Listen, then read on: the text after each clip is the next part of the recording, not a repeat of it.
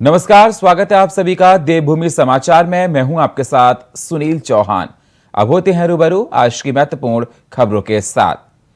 मुख्यमंत्री पुष्कर सिंह धामी ने कार्य समिति की बैठक खत्म होने के बाद मीडिया से रूबरू होते हुए कहा कि कार्य समिति की बैठक में बूथों को मजबूत करने की रणनीति पर चर्चा हुई है, जिससे बूथों को जीतने का काम किया जा सके। मुख्यमंत्री धामी ने कहा कि अगर बूथ जीतने में पार्टी कामयाब रहती है तो फिर कार्य समिति के निर्धारित लक्ष्य को भी हासिल किया जा सकता है। बूथ का सशक्तिकरण करेंगे, लोगों के बीच में जाएंगे, अलग अलग वर्गों के बीच में जाकर लोगों ने जो स्नेह दिया है, प्रेम दिया है, आशीर्वाद दिया है और उनका धन्यवाद भी करेंगे और उनके बीच में जाकर जो काम हुए उन कामों के बारे में भी बताएंगे। प्रधानमंत्री नरेंद्र मोदी की महत्वाकांक्षी परियोजना बद्रीनाथ मास्टर प्लान के अंतर्गत संचालित पुनर्निर्माण कार्यों का जायजा लेने शनिवार को मुख्य सचिव डॉक्टर सुखबीर सिंह संधू बद्रीनाथ पहुंचे। उन्होंने कार्यदायी संस्थाओं को निर्देशित किया कि युद्ध स्तर पर कार्य करते हुए निर्धारित समय से पहले मास्टर प्लान के कार्यों को पूर्ण करना सुनिश्चित करें। इस दौरान मुख्य सचिव ने lake front, river front development, मंदिर का सौंदर्यीकरण, arrival plaza, one way loop road, BRO, bypass, अंतर्राष्ट्रीय बस अड्डा और अस्पताल विस्तारीकरण कार्यों का निरीक्षण किया। इस दौरान मुख्य सचिव ने भगवान बद्रीनाथ के दर्शन और पूजा अर्चना करते हुए प्रदेश की खुशहाली के लिए प्रार्थना की और बद्रीनाथ में यात्रा व्यवस्थाओं का जायजा भी लिया। बद्री केदार मंदिर समिति के अध्यक्ष अजेंद्र अजय, उपाध्यक्ष किशोर पवार ने मुख्य सचिव को अंग वस्त्र, तुलसी की माला और प्रसाद भेंट किया।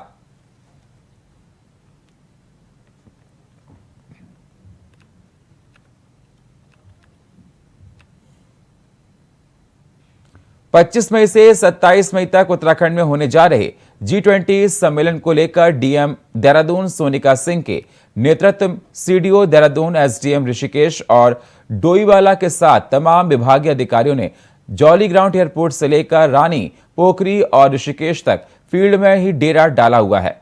G20 सम्मेलन में भाग लेने देश और विदेश के 70 मेहमानों के भव्य स्वागत के लिए तैयारियां युद्ध स्तर पर चल रही हैं। डीएम देहरादून सोनिका सिंह लगातार जौली ग्राउंड एयरपोर्ट, रानी पोखरी और ऋषिकेश में चल रहे कार्यों का निरीक्षण कर रही हैं। सभी अधिकारियों को कल शाम तक सारे सौंदर्यीकरण के कार्य पूरे करने के निर्देश भी दिए गए हैं।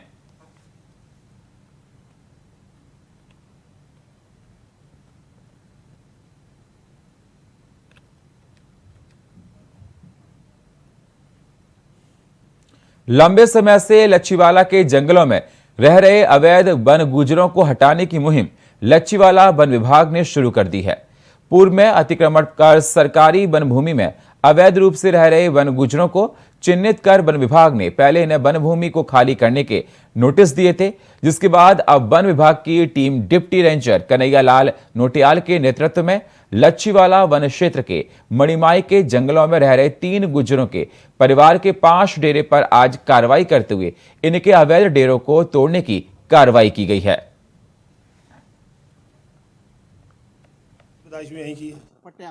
जी ना, हमारे पास कोई पट्टे नहीं है। हमारे भाई यहीं की बार रसीद परमिट ही है। वेद लोग के साहब अब तो दिक्कत ही है। पहले तो इन्होंने साल 2 साल जैसे भी निकाली, अब तो सारी दिक्कत ही है। अब तो हम यही कह रहे हैं हाथ जोड़ के कि ये अपनी जगह में चले जा, अपनी जमीन में चले जा। जगह मिली हुई है पर गहरी खाता पथरी में मिली हुई है। ये तो सही होनी है, ये तो हमको खुद दिक्कत। अभी ये जो पार्क जो विस्थापन वाले गुजर हैं, ये 4-5 डेरे थे, इधर 4-5 डेरे थे ये जिनको गहरी खाता पथरी विस्थापन किया गया था और उन्होंने जो है वहाँ ज़मीन छोड़ करके यहाँ जंगल में नाले खालों में वो रह रहे थे। और कुछ गलती इन गुजरों की भी है जो यहाँ पर रह रहे हैं कि इनका कोई रिश्तेदार है, कोई कुछ है, इन्होंने इनको पनाह दी थी यहाँ पर। अब न जाने ये कब से रह रहे हैं, मेरे ख्याल से ज़्यादा टाइम हो गया इनको रहते हुए। और ये अवैध रूप से हैं, उनके हमने झोपड़े झापड़े काट दिए, आप देख सकते हैं। हाँ, और पहले नोटिस दिया था और नोटिस के बाद जो है अभी मैं यहाँ पर आया, अभी 3-4 झोपड़े मैंने काट दिए, उखाड़ दिए। और जो 2 तिरपाल आप देख रहे हैं, ये जो है ये भी इसका भी मैंने अंदर से सारी रस्सी सब काट दी।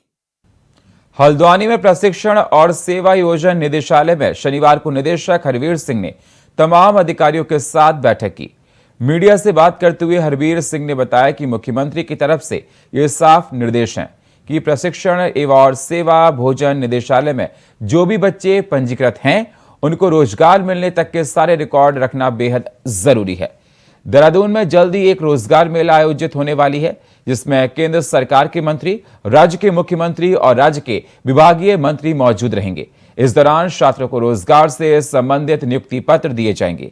ऐसे में छात्रों के पंजीकरण और उनके किन जगहों पर रोजगार दिया गया है उसकी सारी जानकारियां विभाग के पास होंगी। इसको लेकर सीएम ने अधिकारी को निर्देश भी दिए हैं। दिए गए थे कि जो हमारे सेवा योजना विभाग है उसके द्वारा जो आगे बच्चों का पंजीकरण है या उनको नौकरियां दी जानी है उसका विधिवत रिकॉर्ड रखा जाए। बच्चे को नौकरी मिली, कहाँ मिली, अब वो नौकरी कर रहा है या नहीं कर रहा है।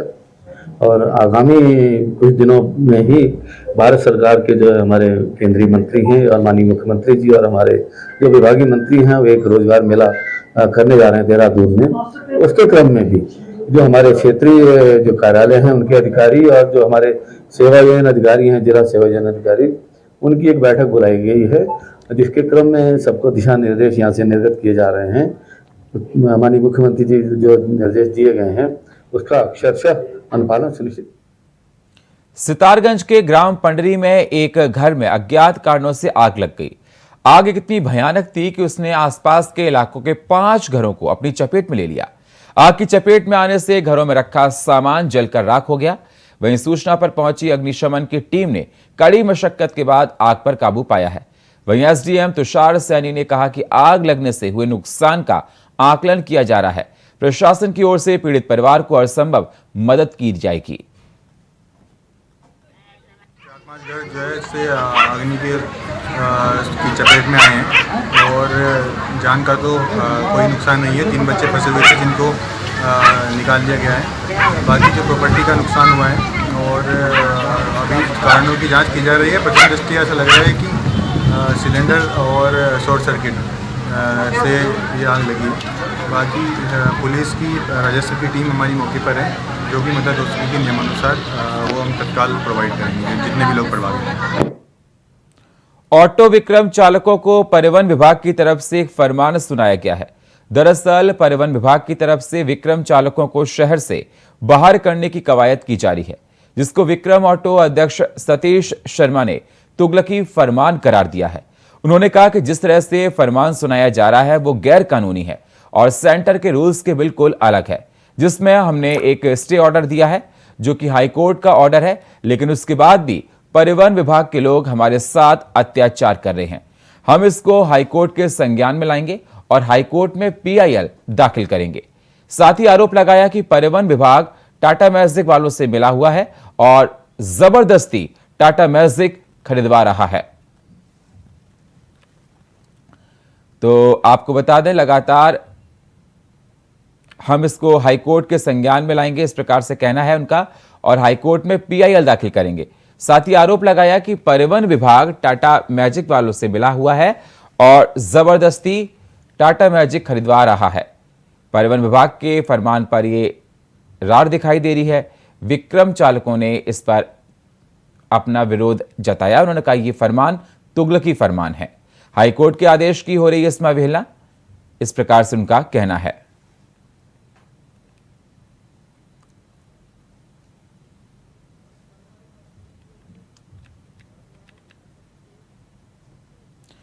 चमोली में गुरुद्वारा श्री हेमकुंड साहिब के कपाट विधिवत अरदास के साथ श्रद्धालुओं के लिए खोल दिए गए हैं।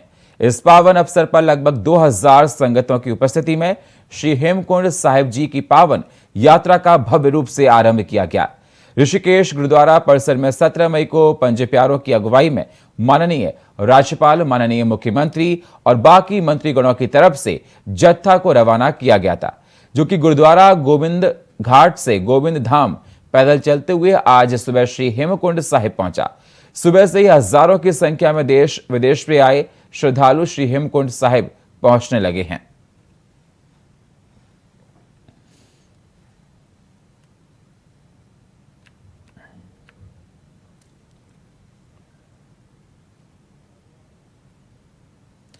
कोटद्वार में अवैध अतिक्रमण किए जाने को लेकर उप जिलाधिकारी ने विभागों को 3 दिनों का टाइमलाइन के अंतर्गत अवैध अतिक्रमणकारियों की लिस्ट देने के दिशा निर्देश जारी किए हैं, जिससे अतिक्रमणकारियों से सरकारी भूमि खाली करवाई जा सके।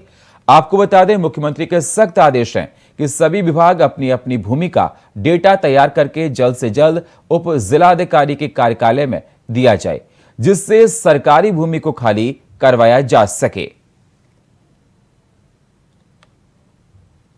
विभागों को भी हम एक लेटर जारी कर दिए हैं और सारे विभाग से कहा गया कि वो टाइम लाइन के अंतर्गत अपनी जो भी अतिक्रमण है उनको चिन्हीकरण कर लें और उनका क्या प्रक्रिया होगी, कब से उनका अतिक्रमण है, कितने लंबे समय से है, उसको देखते हुए उनकी अतिक्रमण के प्रकार को देखते हुए उसको हटाने की कार्रवाई उसमें अमल में लाई जाएगी। शुक्रवार की देर शाम रामनगर विकासखंड के अंतर्गत ग्राम हिम्मतपुर डोटियाल में एक ग्रामीण के खेत में संदिग्ध हैंड ग्रेनेड बम मिलने के बाद पूरे गांव में हड़कंप मच गया। घटना की जानकारी पास में ही रहने वाले पूर्व ब्लॉक प्रमुख संजय नेगी ने कोतवाली पुलिस को देते हुए बताया कि उनके पड़ोस में स्थित एक खेत के अंदर उस युवक खुदाई कर रहे थे। इसी बीच इन युवकों को खुदाई के दौरान एक हैंड ग्रेनेड नुमा बम मिलने से उनके होश उड़ गए, जिसके बाद मौके पर कई ग्रामीण एकत्रित हो गए और पूर्व ब्लॉक प्रमुख ने इसकी जानकारी कोतवाली पुलिस को दी है। कल शाम मेरे घर के पास एक खेत में खुदाई करते हुए एक हैंड ग्रेनेड नुमा एक वस्तु मिली, जिसको मेरे साथियों ने मुझे व्हाट्सएप उसको करके भेजा। तो वो देखने में ऐसा लग रहा था कि वाकई में हैंड ग्रेनेड है। मैं तुरंत भागकर मैंने कोतवाल साहब को फ़ोन किया। उसके बाद हम भागकर मौके पर पहुंचे। उसके बाद कोतवाली की पूरी टीम पूरी मुस्तैदी के साथ वहां पर पहुंची और वहां पर जब मौका मुआयना किया गया, हैंड ग्रेनेड को देखा गया, तो प्रथम दृष्टया कोतवाल साहब ने ये कहा कि मैंने इसकी ट्रेनिंग की है और मुझे ये लगता है कि ये कोई खिलौना टाइप का है कुछ। तो उसको उन्होंने तुरंत उसी समय खेत में गड्ढा करने के बाद उसे खेत में दाब दिया गया था। और आज उन्होंने कहा था कि उन्होंने बीडी की टीम से भी उन्होंने जो है बात की, जो बम निरोधक दस्ता होता है उस टीम से भी बात की, उन्होंने आने की संभावना जताई। लेकिन उसके बाद नेट पर भी सर्च करने के बाद उन्होंने जो चीज़ दिखाई दी, प्रथम दृष्टया जो लग रहा था, तो वो एक खिलौने का। डोटियाल में एक सूचना मिली थी कि हैंड ग्रेनेड एक खेत से बरामद हुआ है। मौके पर जाकर हमारे द्वारा स्थलीय निरीक्षण किया गया था, तो उसमें हैंड ग्रेनेड का प्रतिरूप एक बहुत छोटे साइज में मतलब बरामद हुआ था, जो देखने से टॉय लग रहा था। तो क्योंकि हैंड ग्रेनेड का जो साइज़ है और जो उसका एम्बियंस है वो उससे डिफरेंट था, हमारे द्वारा उसे सुरक्षित रखा गया है और आवश्यक वैधानिक कार्रवाई की जा रही है। गोपेश्वर में चतुर्थ केदार रुद्रनाथ के कपाट खोल दिए गए। विधि विधान के साथ सुबह ये कपाट खोले गए। अब 6 महीने तक भगवान रुद्रनाथ के दर्शन होंगे, जिसके बाद बड़ी संख्या में श्रद्धालु रुद्रनाथ मंदिर पहुंचे।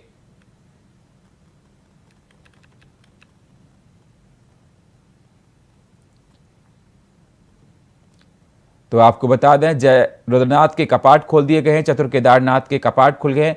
भारी संख्या में यहां पर श्रद्धालु मौजूद हुए। पूरे विधि विधान के साथ कपाट को खोला गया, मंत्रों का उच्चारण किया गया और काफी श्रद्धालु दर्शन करने के लिए आ रहे हैं।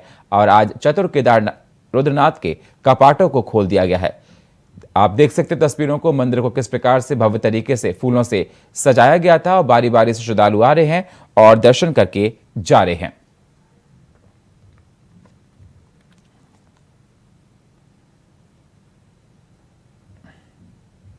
रुद्रप्रयाग में तुंगनाथ के ऊपर चंद्रशिला के पास 2 युवकों पर बिजली गिर गई, जिनका एसडीआरएफ ने रेस्क्यू किया।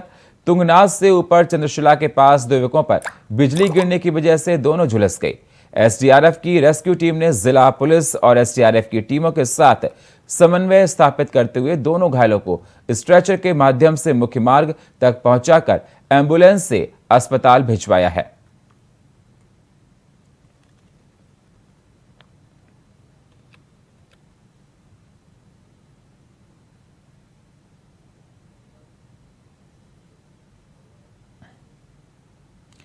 श्रद्धालुओं के लिए खुल गए हैं बाबा रुद्रनाथ के कपाट। जी हां, चतुर्थ केदार भगवान श्री रुद्रनाथ जी के कपाट आम श्रद्धालुओं के लिए दर्शनार्थ खोल दिए गए हैं।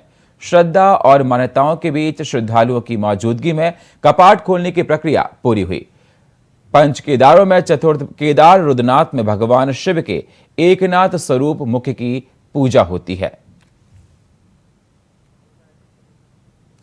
तो आज आपको बता दें, पंच केदार के कपाट खोल दिए गए हैं। केदार रुद्रनाथ में भगवान शिव के एकनाथ स्वरूप की मुख्य पूजा होती है। पंच केदार में चतुर केदार रुद्रनाथ में और आप तस्वीरों में देख सकते हैं विधि विधान के साथ कपाटों को खोला गया, मंत्रोच्चारण किए गए और बारी बारी से श्रद्धालु आ रहे हैं, दर्शन कर रहे हैं। शिव के एकनाथ स्वरूप की इस मंदिर में पूजा होती है, बहुत महिमा है, दूर दूर से दर्शन करने के लिए लोग आते हैं। तो आज कपाटों को विधि विधान के साथ मंत्रोच्चारण के साथ खोला गया है।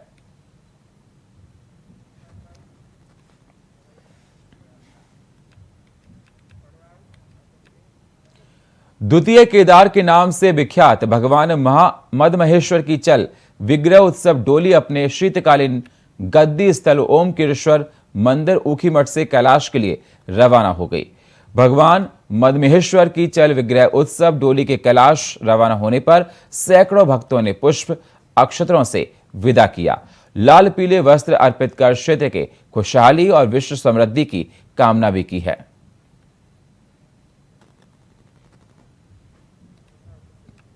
तो आज बता दें आपको, भगवान मदमहेश्वर की डोली रवाना की गई विधि विधान के साथ, जिसमें लोगों ने पुष्पों की वर्षा की और साथ ही साथ भगवान से इस बात की अरदास लगाई, विनती की कि देश में खुशहाली हो, शांति रहे, विकसित हो। सैकड़ों भक्तों ने पुष्प अक्षतों को अर्पित किया।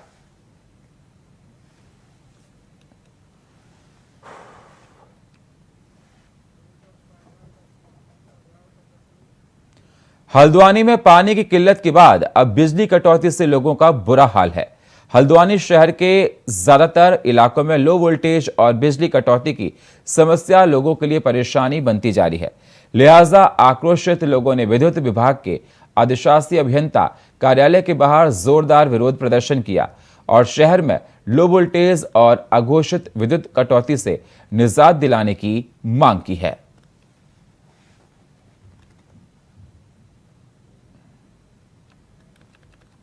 हम राजपुरा पूरे हल्द्वानी के आसपास के इलाकों की बात करें तो लगातार विद्युत कटौती, लो वोल्टेज से जनता का जीना मुश्किल हो गया है। लोगों को पीने के लिए पानी नहीं मिल पा रहा है। विद्युत विभाग अपनी समस्या बता रहा है, जल संस्थान अपनी समस्या बता रहा है। जनता परेशान है, जनता कहाँ जाए। सरकार के मंत्री और मुख्यमंत्री लगातार हवाई दौरे करने में लगे हैं। जनता पानी और बिजली के लिए भटक रही है। रात को भी बिजली नहीं है। जिन बच्चों की पढ़ने और खेलने की उम्र है वो बच्चे पानी के लिए दर की ठोकरें खाने के लिए मजबूर हैं। वर्तमान समय में पेपर चल रहे हैं, तो ऐसे में लोगों की पढ़ाई में भी व्यवधान पैदा हो रहा है।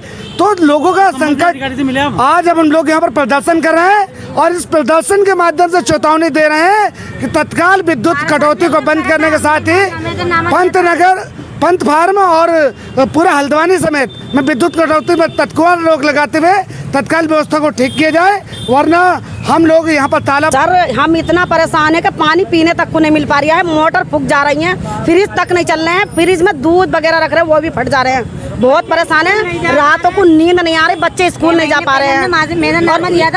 3-4 महीने पहले हम वहाँ गए थे अंसारी कॉलोनी के आगे को 4.5 लाख रुपए बताए हैं कि ट्रांसफार्म 4.5 लाख रुपए का लगेगा। बताओ कहाँ। जनप्रतिनिधिगण आए थे हमारे पास और उनके द्वारा लो वोल्टेज की शिकायत पंत कॉलोनी में की गई है और उसके क्रम में आदेशित कर दिया गया है एस्टिमेशन के लिए। और एस्टिमेशन बना के यदि वोल्टेज की समस्या किसी भी स्तर पर हुई तो उसको निदान करते हुए इनको अवगत भी कराया जाएगा और समयबद्ध तरीके से इसका निदान किया जाएगा। इनके द्वारा वहाँ पे आरोप लगाया गया कि विभागीय कर्मचारी द्वारा इस कार्य एवज में 4 से 5 लाख रुपए की मांग की गई। लोग आए थे, उस क्रम में प्रार्थना पत्र, इनका शिकायत पत्र लेकर के कार्रवाई की जाएगी, जांच कराई जाएगी और अगर कोई दोषी पाया जाएगा तो नियमानुसार उसके विरुद्ध कार्रवाई भी की जाएगी। आरबीआई की तरफ से 2000 के नोट के सर्कुलेशन को बंद करने के आदेश दिए गए हैं, जिसको लेकर सीएम पुष्कर सिंह धामी ने कहा कि पहले जब प्रधानमंत्री की तरफ से नोटबंदी की गई थी तब भ्रष्टाचार और काला धन दोनों पर विराम लग गया था, और अब जब 2000 के नोट को बंद करने का फैसला लिया गया तो उससे भी ना तो देश की अर्थव्यवस्था पर कोई फर्क पड़ेगा और ना ही आम जनता को परेशानियों का सामना करना पड़ेगा। मुख्यमंत्री ने कहा कि प्रधानमंत्री के नेतृत्व में देश लगातार विकास के पथ पर अग्रसर है और जो उनके निर्णय हैं उन निर्णयों से देश को कोई नुकसान नहीं हुआ है, बल्कि जो विरोधी ताकतें थीं, जो विरोधी देश थे, उनकी हालत जरूर खस्ता हाल हुई है। वहीं इसको लेकर बीजेपी प्रदेश अध्यक्ष महेंद्र भट्ट ने भी केंद्र सरकार और पीएम मोदी की तारीफ की है। गिनती के लिए कुछ लोग आज की तारीख में इस दिशा में बढ़ रहे होंगे तो उनके लिए झटका है। पहले भी जो नोटबंदी हुई थी उसका परिणाम लगातार हम सबको देखने को मिल रहा है कि भारत की अर्थव्यवस्था बहुत सारे कठिन समय में भी उत्तराखंड की कांग्रेस पार्टी में अभी भी सब कुछ ऑल इज वेल नहीं है। पार्टी के प्रदेश महामंत्री विजय सारस्वत नाम अब जमीनों की धोखाधड़ी से सामने आया है, जिसके बाद कांग्रेस के भीतर फिर संगठन स्तर पर कार्रवाई करने की मांग जोरों पर उठने लगी है। देखिए हमारी रिपोर्ट। उत्तराखंड में विपक्षी पार्टी कांग्रेस के पास भले ही संख्या दल बीजेपी की तुलना में कम हो, लेकिन कांग्रेस के भीतर जिस तरीके से संगठन स्तर पर नेताओं की आपसी गुटबाजी चल रही है, वह किसी भी दल के लिए सही नहीं कही जा सकती है। कांग्रेस में नया विवाद अब कांग्रेस के प्रदेश महामंत्री विजय सारस्वत का नाम जमीन की धोखाधड़ी में आने के बाद शुरू हुआ है, जिसके बाद संगठन स्तर एक बार फिर कार्रवाई करने की मांग उठाने लगी है। लोकसभा चुनाव से पहले कांग्रेस नेताओं के नाम जमीनों की धोखाधड़ी में आने के बाद जहां कांग्रेस के घर में हलचल मची हुई है, वहीं दूसरी तरफ बीजेपी को एक और मौका कांग्रेस पर आरोप लगाने का मिल गया है। कांग्रेस के वरिष्ठ विधायक प्रीतम सिंह ने कहा कि प्रदेश अध्यक्ष को इन सभी चीजों पर कार्रवाई करनी चाहिए और जो जांच रिपोर्ट आती है उस जांच रिपोर्ट के आधार पर कार्रवाई के जरिए एक नजीर पेश करनी चाहिए। जबकि दूसरी तरफ कैबिनेट मंत्री सुबोध उनियाल ने कहा कि कांग्रेस में अगर सब कुछ ठीक होता है तो फिर आज कांग्रेस की ये दुर्दशा नहीं होती। जहां पर कुछ नहीं होता है वहां पर ज्यादा मारामारी होती है। अब ये कार्रवाई तो अध्यक्ष जी को करनी है, लेकिन जब तक जांच सामने नहीं आएगी तब तक क्या कहा जा सकता है। जो एक होता है ना कि दुकान में बड़ा माल है, लेकिन कई जगह होता है कि सूट ना कपाट तो लट्ठम लट्ठा। कांग्रेस की स्थिति तो यही है। एक और इसी तरह से जैसा आपने बोला है, लोकसभा चुनाव लड़ने के लिए तैयार नहीं हो रहा है कोई। सिर्फ एक अगर टंटा जी को देख तो लगता है समझदारी आ रही है कांग्रेस के लोगों। अच्छी बात है, समझदारी अगर आज से 15 साल 20 साल पहले आ जाती शायद हाल ना होते। बीजेपी को कांग्रेस पर वार करने का एक मौका और मिल गया। बीजेपी कांग्रेस की घेराबंदी करते हुए कह रही है कि दूसरों पर तमाम आरोप प्रत्यारोप लगाने वाली कांग्रेस का चेहरा फिर सामने आया है। कांग्रेस को साफ करना चाहिए कि उसका अपने महामंत्री संगठन के बारे में क्या स्टैंड है। छोटे छोटे मामलों में हाय तौबा मचाने वाली कांग्रेस को इस बार खामोश नहीं होना चाहिए। पुलिस की जांच में कांग्रेस नेता आरोपित पाए गए हैं और उनके खाते में जमीन के फर्जीवाड़े से हासिल रकम भी ट्रांसफर होने का दावा पुलिस की ओर से किया गया है। वैसे विवादों से घिरे संगठन के चेहरों को लेकर अब सियासत कांग्रेस के प्रदेश अध्यक्ष करण मेहरा से ही सवाल पूछ रही है कि क्या होगी अपने ही संगठन महामंत्री पर कार्रवाई।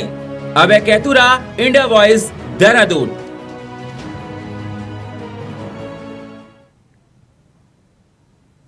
जसपुर में हाईकोर्ट के आदेशों के बाद एक बार फिर से अवैध अतिक्रमण के खिलाफ बुलडोजर चलाया गया।